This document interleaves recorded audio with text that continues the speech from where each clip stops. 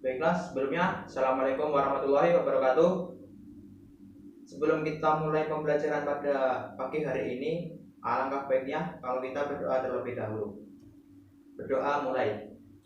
Raditu billahi robba wa bil islami dina wa bi muhammadin nabiyya wa rasula rabbi sidni ilma warzuqni fahma waj'alni minas sholihin amin ya rabbal alamin.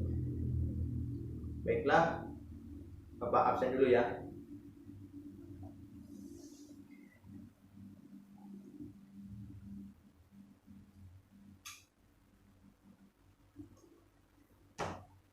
Yang pertama Doni Saiful Anwar, hadir ya. Yang kedua Muhammad Nur Yasin, oh iya hadir. Mungkin itu tadi hadir semua ya, alhamdulillah.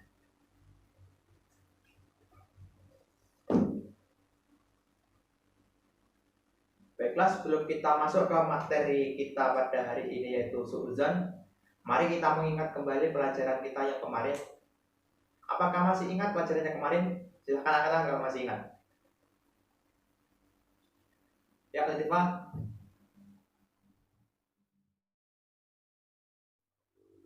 Betul sekali. Pada pertemuan kemarin kita membahas tentang amarah. Nah, sekarang apakah ada yang masih ingat apa itu amarah? Kamu benar lagi. Amarah adalah hawa nafsu atau kehilangan kendali atas emosi kita, khususnya itu mengarah kepada hal yang buruk, khususnya adalah marah. Mungkin cukup saya rasa daripada pertemuan kemarin itu semuanya masih hafal. Kita melanjutkan pada materi su'udzon. Ada yang tahu su'udzon itu apa?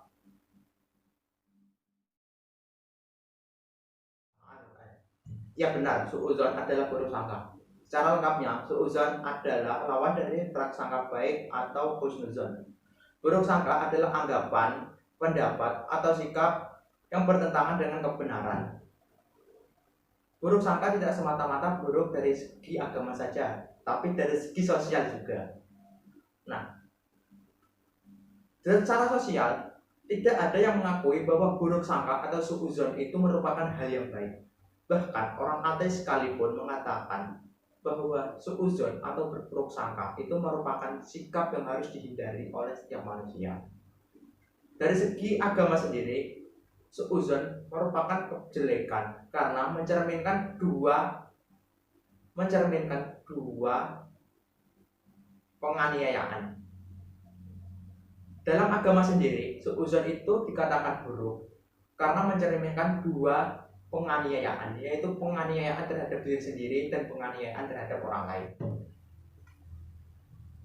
Rasulullah Shallallahu Alaihi Wasallam telah mengingatkan kita akan menghindari su'udzon dalam hadisnya yang berbunyi An Abi Hurairah radhiyallahu anhu qala Rasulullah Shallallahu Alaihi Wasallam iyyakum wa dhanna fa inna dhanna aqdabul hadis, yang artinya dari hadis Abu Hurairah radhiyallahu anhu, sesungguhnya Rasulullah Shallallahu Alaihi Wasallam bersabda, berhati-hatilah kalian dalam berburuk sangka, karena sesungguhnya buruk sangka adalah dusta yang sedusta-dustanya cerita atau berita.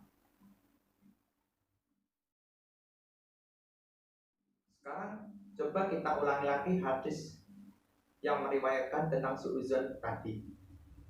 Kita baca bersama ya. An Abi Hurairah radhiyallahu anhu qala Rasulullah sallallahu alaihi wasallam iyyakum wa dhanna fa inna dhanna aqdabul hadis.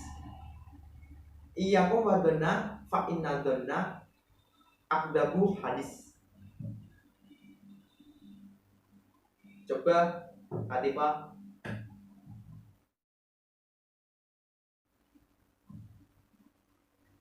Ya, bagus sekali. Masuk ke materi selanjutnya, yaitu ciri-ciri suudzon. Terdapat 4 ciri dari orang yang suudzon. Yang pertama adalah tidak didasari oleh kebenaran. Biasanya hal ini berlaku untuk orang-orang yang tidak secara langsung melihat atau mengetahui sebuah fakta, di mana mereka itu hanya menggunakan kabar yang mereka dengar untuk menentukan sebuah berita. Golongan yang kedua adalah telah memiliki anggapan buruk sejak awal. Nah, bila kita telah memiliki pandangan buruk sejak awal, itu maka akhirnya akan buruk juga. Yang ketiga adalah tidak sesuai dengan kenyataan. Sekiranya sebuah sikap, ucapan, atau perkataan seseorang itu tidak sesuai dengan kenyataan, maka dia telah berburuk sangka. Yang keempat adalah didasari dengan pengalaman. Contohnya, si A itu mencuri. Nah, terdapat kejadian pencurian lagi. Itu pasti yang pertama kali dituduh itu adalah si A. Karena pengalaman si A pernah mencuri. Sampai sini apakah sudah paham? Yang selanjutnya adalah jenis-jenis suudzon. Suudzon itu terdapat 4 jenis. Yang pertama, suudzon kepada dirinya sendiri, di mana dia itu selalu beranggapan bahwa dirinya itu selalu paling jelek, selalu mendapat masalahnya. Pokoknya menganggap dirinya itu paling jelek. Yang kedua adalah suudzon kepada orang lain. Contohnya adalah kita memfitnah. Yang ketiga itu suudzon kepada keadaan. Nah, contohnya itu kita kalau waktu ingin berangkat ke sekolah, itu kan kalau mau hujan, awalnya sudah mendung, itu kita sudah punya anggapan kalau ini mau hujan dan kita tidak akan masuk sekolah. Itu adalah suudzon kepada keadaan. Yang keempat adalah bersangka terhadap Allah. Ini biasanya terjadi kepada pemeluk agama Islam. Ketika kita merasa bahwa Allah itu berbuat tidak adil terhadap kehidupan kita, maka saat itulah kita jatuh kepada perasaan bersangka kepada Allah. Sampai di sini apa ada yang ditanyakan? Baik, sekiranya tidak ada, materi yang selanjutnya adalah cara untuk menghindari suudzon. Yang pertama, kita itu mendekatkan diri kepada Allah Subhanahu wa taala dengan melakukan segala hal yang diperintahkannya dan menjauhi segala yang dilarangnya. Kemudian kita juga memilih pergaulan yang baik. Jangan kita memilih pergaulan yang tidak baik, karena itu nanti akan menjerumuskan kita ke hal yang tidak baik juga. Baiklah, karena tidak ada yang ditanyakan, silahkan membentuk kelompok dan kerjakan soal yang akan saya kerjakan ini. Yang pertama, apakah pengertian dari suudzon? Yang kedua, bagaimanakah ciri-ciri dari suudzon? Yang ketiga, sebutkan jenis-jenis suudzon.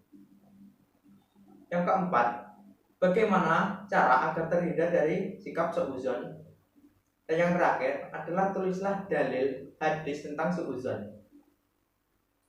Silakan dikerjakan dan nanti dikumpulkan.